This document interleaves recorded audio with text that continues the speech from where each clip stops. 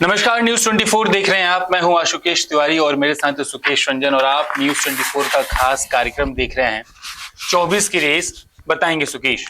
आज के कार्यक्रम में बात होगी मध्य प्रदेश को लेकर। मध्य प्रदेश में 230 विधानसभा सीटों पे 136 उम्मीदवारों की सूची भारतीय जनता पार्टी जारी कर चुकी है। इनमें 7 सांसद है और 7 सांसदों में 3 केंद्रीय मंत्री हैं। अब भारतीय जनता पार्टी ने जो अपनी तीसरी सूची जारी की, उस सूची के बाद से काफी ज्यादा कयास लगाए गए। अलग अलग नामों के चेहरे अलग अलग लोगों के चेहरे सामने आए। मुख्यमंत्री शिवराज सिंह चौहान को एक बार फिर से उनके विधानसभा सीट से उतारा गया और कई सारे सवाल होने लगे कि आखिर मुख्यमंत्री का चेहरा कौन भारतीय जनता पार्टी की तरफ से आने वाले विधानसभा चुनाव में। कोई कह रहा है नरेंद्र सिंह तोमर को, कोई कैलाश विजयवर्गीय का नाम ले रहा है, कोई फग्गन सिंह कुलस्ते के भी नाम को लेकर चर्चा हो रही है, कोई सिंधिया की भी बात कर रहे हैं कि हो सकता है प्रधानमंत्री मोदी आखिरी टाइम पर सिंधिया को भी भेज दे मध्य प्रदेश में। इसी में सवाल यह है कि सर मध्य प्रदेश में कौन चेहरा होने वाला है इस बार मुख्यमंत्री का। तो 24 की रेस में आज 23 की रेस की बात करते हैं। अब पहले मुख्यमंत्री कौन होगा जी, वो डिपेंड करेगा कि जीतेगा कौन जी। तो पहला तो एक बड़ा सवाल जो है वो ये है कि क्या बीजेपी फिर से जीतेगी। रिटर्न करेगी। करीब 20 सालों की एक एंटी इनकम्बेंसी है। ये एक लंबा वक्त होता है। 1.5 साल का वक्त छोड़ दीजिए जब कमलनाथ सीएम थे, उसके अलावा लगातार वहां शिवराज सिंह चौहान शुरुआती दिनों में उमा भारती को छोड़ने तो शिवराज सिंह चौहान लगातार सीएम रहे हैं। शिवराज सिंह चौहान वहां मामा के तौर पे जाने जाते हैं। एक प्रमुख चेहरा बीजेपी का वो रहे हैं। पैन मध्य प्रदेश अगर किसी की पकड़ रही है तो वो शिवराज सिंह चौहान की रही है। लेकिन धीरे धीरे उनका जो करिश्मा है उसमें इरोजन हुआ है, उसमें कटाव हुआ है, उसमें शरण हुआ है। तो बीजेपी ने बड़ा स्मार्ट मूव इस बार चला है और ये सब कुछ टॉप लेवल से हो रहा है। इसको अगर समझिए आप तो कुछ ऐसा है कि उन्होंने अलग अलग इलाके से, जैसे ग्वालियर, मुरैना, भिंड जो पूरा इलाका है उसको अगर रिप्रेजेंट करने की बात करें तो वहां से नरेंद्र सिंह तोमर को मैदान में उतार दिया। वो वहां के एक बड़े चेहरे हैं। गणेश सिंह कई बार के सांसद हैं जी। रीति पाठक 2 बार की सांसद हैं, उनको विंध्य इलाके से चुनाव मैदान में उतार दिया है। राकेश सिंह, प्रहलाद पटेल, ऐसे लोग, इनको महाकौशल के इलाके से चुनाव मैदान में उतार दिया है। कैलाश विजयवर्गीय एक बहुत प्रोमिनेंट नाम है, वो मालवा इलाका जाना जाता है मध्य प्रदेश का, उनको मालवा इलाके से चुनाव मैदान में उतार दिया है।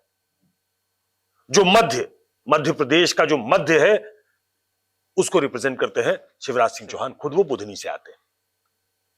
तो अलग अलग इलाके में अलग अलग क्षत्रपों को चुनाव मैदान में उतारकर कॉन्टेस्ट में आने की कोशिश की है बीजेपी मध्य प्रदेश को अफोर्ड नहीं कर सकती है लूज करना। कोई चुनाव हारना नहीं चाहती बीजेपी, लेकिन मध्य प्रदेश, लोग कहते हैं कि गुजरात जो है वो लेबोरेटरी रही है हिंदुत्व की या बीजेपी की।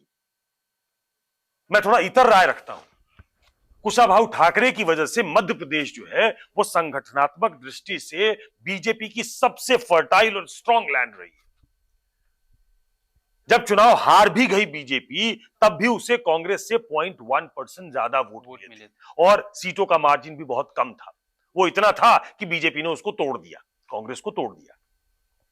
तो इसको बड़ा टैक्टफुली हैंडल करने की कोशिश की गई है कि एक जो इरोजन उनके चेहरे में आया है, एक फटीक फैक्टर जो क्रीप इन कर गया है मध्य प्रदेश में, तो शिवराज सिंह चौहान को टाटा बाय बाय कहना है जी। तो इतने सारे चेहरों को ले आइए अलग अलग इलाके से कि सबको ये लगे कि हमारा कैंडिडेट जो है वो मुख्यमंत्री हो सकता है। मैं इसमें से अगर सीटों की अगर बात करें, अब जब सबसे उसमें प्रोमिनेंट कैंडिडेट जो है वो नरेंद्र सिंह तोमर है। नरेंद्र सिंह तोमर मुझे लगता है 15 सालों के बाद चुनाव मैदान में, विधानसभा के चुनाव मैदान में हो। जिस सीट से दिमनी जो उनकी सीट है, बड़ा इंटरेस्टिंग है, लोगों को जानना चाहिए। 2013 में यह सीट बसपा ने जीती जी। ये मुरैना के लोकसभा क्षेत्र के अंतर्गत आता है जहां से वो खुद सांसद है। 6 में से 4 सीटें बीजेपी वहां हार चुकी है जहां से वो खुद सांसद है। 13 में ये सीट बसपा ने जीती, भाजपा तीसरे नंबर पे थी। 18 में ये सीट करीब 18,000 से कांग्रेस ने जीती, भाजपा दूसरे नंबर पे थी। जब कांग्रेस को डिजर्ट करके वो सिंधिया के साथ सज्जन भाजपा में चले गए और दोबारा चुनाव लड़े, तो वो उससे ज्यादा अंतर से चुनाव हार गए, मतलब फिर से कांग्रेस जीती जी। तो एक तरीके से कहा जाए कि वो बड़ा फ्रेंडली सीट नहीं है। काफी तोमर है वहां, काफी ठाकुर है वहां, कहा जाता है 70-75 हजार के आसपास ठाकुर है और नरेंद्र सिंह तोमर खुद ठाकुर है। लेकिन एक मैसेजिंग की कोशिश ये है, एक नैरेटिव बिल्ड किया गया है कि नरेंद्र सिंह तोमर अगर यहां से जीतते हैं तो वो मुख्यमंत्री के उम्मीदवार होंगे। तो न सिर्फ वो सीट बल्कि उस पूरे इलाके में मुरैना की सीटें, उसके आसपास की सीटें जो लोकसभा के अंतर्गत जो आती है, उन तमाम सीटों पे फर्क पड़ेगा कि हमारे इलाके का कोई मुख्यमंत्री होने वाला है। ये तमाम ऐसे लोग हैं, शिवराज सिंह चौहान, नरेंद्र सिंह तोमर, ये गढ़े गए हैं कुशाभाऊ ठाकरे के द्वारा। ये आखिरी पीढ़ी है जिनको ट्रेन किया था कुशाभाऊ ठाकरे ने। तो शिवराज सिंह चौहान चूंकि बहुत दिन तक रह गए हैं, इसलिए मैं स्पष्ट तौर पे ये कह सकता हूं कि अगर बीजेपी चुनाव जीत भी जाती है, जिसमें बहुत बड़ा मगर है, बहुत बड़ा लेकिन है, क्योंकि एक एंटी इनकम्बेंसी है, इसको कोई डिनाई नहीं कर सकता। लेकिन चूंकि सशक्त संगठन है वहां, तो वहां पे नरेंद्र सिंह तोमर को एक तरीके से प्रोजेक्ट करने की कोशिश है कि नरेंद्र सिंह तोमर हो सकते हैं और इसी बहाने इस सीट को भी, इस इलाके को भी विन ओवर किया जाए। ऐसे ही दूसरे इलाके हैं। राकेश सिंह की सीट डिफिकल्ट सीट है। कैलाश विजयवर्गीय बड़े कद्दावर नेता है, लेकिन उनके खिलाफ जो चुनाव मैदान में है, वो उनके पिताजी कभी बीजेपी में हुआ करते थे, वो सिटिंग विधायक है कांग्रेस के जी। तो उस सीट से उतारा गया है उनको। तो ऐसा नहीं है कि सिर्फ उतार दिया गया बड़े बड़े दिग्गजों को, उनको ऐसी सीटों पे उतारा गया है जहां से उनको खुद जीतना है और उस इलाके की सीटों को जितवा कर आना है, क्योंकि बीजेपी को किसी भी सूरत में वहां जीत दर्ज करनी है। लेकिन मैं कह रहा हूं कि ये एक स्मार्ट मूव हो सकता है, ये एक विनिंग मूव है कि नहीं, इस पे अभी मुहर लगना बाकी है, क्योंकि अभी चुनाव बाकी है। सर, कंपटीशन तो टफ है। आपने सही कहा कि जिन 7 सांसदों को भी चुनाव में उतारा गया, जिन बड़े नेताओं को चुनाव में उतारा गया, उनको उन्हीं सीट पे चुनाव में उतारा गया जहां बीजेपी को काफी ज्यादा संदेह है, या फिर बीजेपी वहां पे उतार के उनको 6-7 सीटों को साधना चाहती है। सर, एक जानकारी और दे दीजिए दर्शकों को, इन 7 में से सिर्फ 2 सीटें बीजेपी के पास है जी। ये 5 सीटें जो है वो हारी हुई सीटें। ये सिर्फ अगर 7 सीटों की बात करूं जहां पे सो कॉल्ड हेवी वेट उतारे गए। शिवराज सिंह चौहान की हम बात कर रहे थे सर कि भारतीय जनता पार्टी मध्य प्रदेश में उनकी तरह से शिवराज सिंह चौहान ओबीसी का बहुत बड़ा चेहरा है। भारतीय जनता पार्टी ओबीसी को साधने की कोशिश करती रही है। क्या उनको एन मोमेंट पे टिकट देना, बीजेपी को कहीं ना कहीं लगा कि अगर हम इनका टिकट सीधे सीधे काटने की कोशिश करेंगे तो कांग्रेस ओबीसी पे बात कर रही है, जातीय जनगणना पे बात कर रही है, तो हो सकता है कि उससे उनको घाटा हो, इस वजह से उनको टिकट दिया गया? देखिए, शिवराज सिंह चौहान सिटिंग सीएम है, वो करीब 18 साल से सीएम है। उनको चुनाव मैदान में अगर नहीं उतारती भाजपा तो इसका जवाब उसके पास नहीं होता जी। वो एक तरीके से कंसीड कर चुकी होती कि हमने हार मान ली है, इसका मतलब हमारा सीएम जो है वो परफॉर्मिंग नहीं, ठीक है।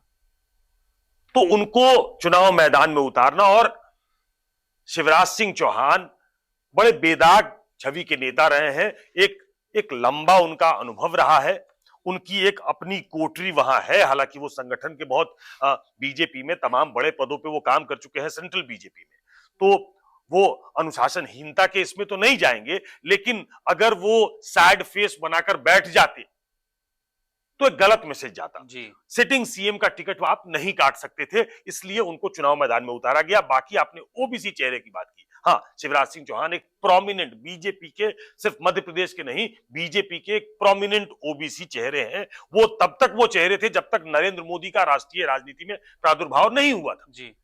लेकिन उनको काउंटर करने के लिए प्रहलाद पटेल, गणेश सिंह, बहुत सारे लोग जो मध्य प्रदेश के नहीं है वो समझते हैं कि वो ठाकुर है, गणेश सिंह भी ओबीसी कम्युनिटी से आते हैं। तो ये एक ब्लेंड बनाया गया है कि आप ब्राह्मण चेहरों को भी ले लीजिए, ओबीसी चेहरों को भी ले लीजिए, ठाकुर को भी मैदान में उतार दीजिए।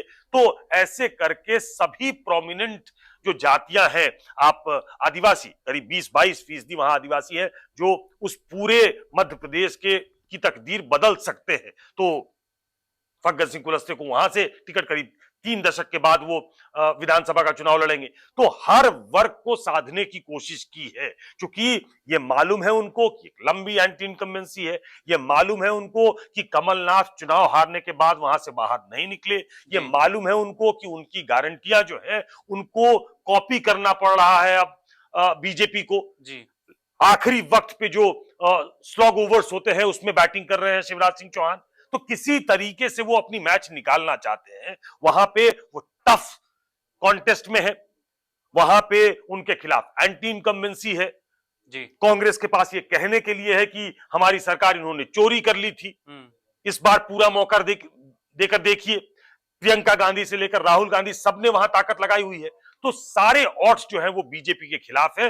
बीजेपी ने इसलिए तमाम दिग्गजों को उतारा है और इसीलिए आप नरेंद्र सिंह तोमर का चेहरा देखेंगे कि एक तरीके से सामने किया गया है। एक सरप्राइज पैकेज ये भी हो सकता है कि अगर वहां सब कुछ ठीक रहता है तो ज्योतिरादित्य सिंधिया आजकल बहुत करीबी बताए जाते हैं। मुझे जानकारी मिली कि सीईसी में वो नहीं है जी। जो सबसे बड़ी बॉडी है टिकट डिसाइड करने की। तो प्रधानमंत्री मध्य प्रदेश के बारे में उनसे बातचीत राय परामर्श करने के बाद सीईसी में गए, ऐसी मुझे जानकारी मिली है। तो वो भी एक प्रोमिनेंट फेस है, अभी तक वो फ्रेम में नहीं है, चुनाव मैदान में नहीं है जी। हालांकि शिवपुरी एक ऐसी सीट है जहां से वो चुनाव मैदान में उतर सकते हैं, लेकिन अभी तक उनके नाम की चर्चा नहीं हुई है कि चुनाव मैदान में होंगे कि नहीं। लेकिन मध्य प्रदेश अगर जीत जाती है बीजेपी तो प्रधानमंत्री के दिमाग में क्या चल रहा है। नरेंद्र सिंह तोमर उनके ट्रस्टेड व्यक्ति हैं, संगठन के पुराने आदमी हैं। शिवराज सिंह चौहान को हटाकर क्या नरेंद्र सिंह तोमर को वो रिप्लेस करना चाहेंगे? मोस्ट प्रोबेबली ऐसा हो सकता है इफ, और कैपिटल IF के साथ कह रहा हूं, इफ बीजेपी विंस, क्योंकि there are all odds against the BJP. Sir आखिरी सवाल है छोटा सा, आप अगर जवाब दे तो।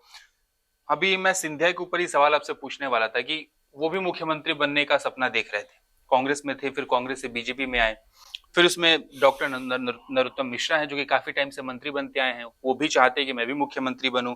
गोपाल भार्गव का भी नाम आता है, विजय शाह का भी नाम आता है, कि वो लोग जो पहले मुख्यमंत्री बनने का सपना देख रहे थे, बीजेपी में सर्व करके आए, कोई कांग्रेस छोड़ के बीजेपी में आया कि वो मुख्यमंत्री बनेगा। नरेंद्र सिंह तोमर उनका पत्ता काटते हुए नजर आते हैं, और क्या ये बीजेपी को मुश्किलों में डालेगा, क्योंकि काफी टाइम से ये सपना देख रहे हैं? देखिए, ये बीजेपी का शीर्ष नेतृत्व तो आज की तारीख में इतना स्ट्रांग है कि वो जिसे आगे बढ़ाएगा कोई सामने आने वाला नहीं है। पहली परीक्षा बीजेपी की है कि वो मध्य प्रदेश में जीत दर्ज करे जी। ये एक मुश्किल परीक्षा है, इसमें जीत दर्ज करके विक्टोरियस इमर्ज करना पहली चुनौती होगी, और उसके बाद इस पे चर्चा होगी कि मुख्यमंत्री कौन हो सकता है। और ये तमाम नाम जो आपने गिनाए हैं ये पेरीफेरी पे नाम है।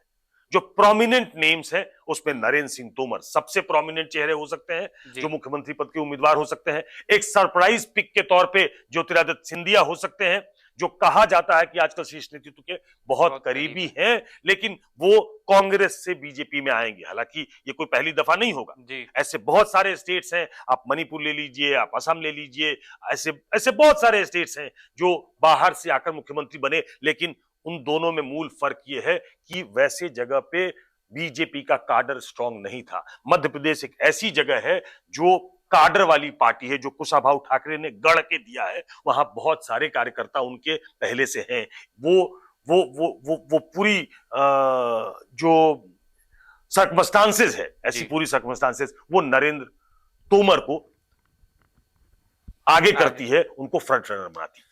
मतलब बेसिकली मध्य प्रदेश के चुनाव में जो 2-3 नाम है उसमें से सबसे आगे निकल के आया नरेंद्र सिंह तोमर का नाम, इसके बाद से सिंधिया है। इन केस इफ, जो सर ने बोला कैपिटल लेटर में इफ, अगर भारतीय जनता पार्टी जीतती है तो विधानसभा चुनाव के तारीखों का ऐलान हो ही गया है। 3 तारीख को नतीजे आ जाएंगे और उसके बाद सबको पता चल जाएगा कि आखिर मुख्यमंत्री कौन होने वाला है, चाहे वो कांग्रेस का हो चाहे वो बीजेपी का हो। आज 24 की रेस में 23 की बात की, फिलहाल कांग्रेस का तय है, कमलनाथ होंगे। हाँ, कमलनाथ। आज 24 की रेस में 23 की बात की, फिलहाल इस वीडियो में इतना ही।